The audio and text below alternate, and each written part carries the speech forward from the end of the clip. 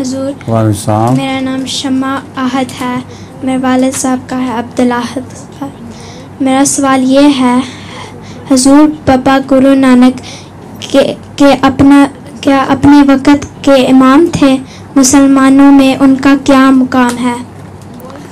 حضرت بابا گرو نانک ایک بہت بڑے ولی اللہ تھے۔ حضرت مسیح موعود علیہ الصلوۃ والسلام نے آپ کی تعریف میں ایک بڑی لمبی نظم میں لکھی ہے۔ آپ حقیقت میں مسلمان تھے، اور چوغا بابا نانک کے اوپر سارے قرآن کریم وغیرہ کی آیات لکھی ہوئی ہیں، اور کوئی اور چیز نہیں، کوئی گیتا وید وغیرہ کی کہ اشوک نہیں ہے اس میں۔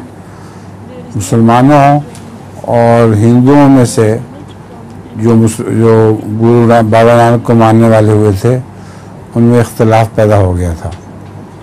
جو مسلمانوں میں سے ان کو مانتے تھے وہ تو سیدھا سادہ مانتے تھے کہ وہ اللہ کے ولی ہیں، اور جو ہندوؤں میں سے مانتے تھے انہوں نے آہستہ آہستہ شرک شروع کر دیا اور ان کو بڑھا کر اونچا مقام کر دیا۔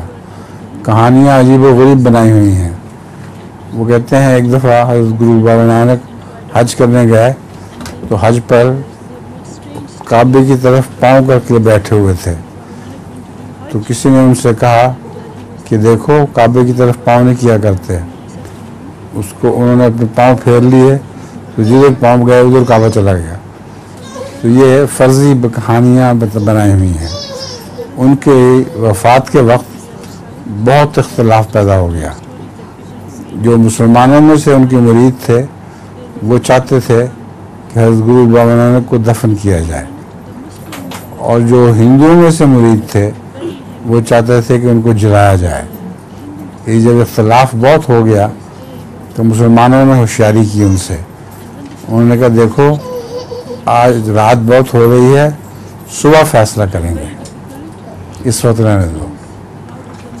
صبح انہوں نے چپ کر کے ان کی لاش دفنا دی، صبح سے پہلے۔ جب ہندو آئے انہوں نے دیکھا کہ لاش کہاں ہے، تو انہوں نے کہا وہ آسمان پہ چڑھ گئی ہے۔ تو زندہ تو آسمان پہ چڑھنے سنے ہوئے تھے، مردہ پہلی دفعہ سنا ہے کہ وہ آسمان پہ چڑھ گیا۔ اب تک وہ سکھ یہی مانتے ہیں کہ حضرت گرو بابا نانک کی لاش آسمان پہ چڑھ گئی ہے۔ سمجھ گئی ہو؟ جی حضور، جزاک اللہ۔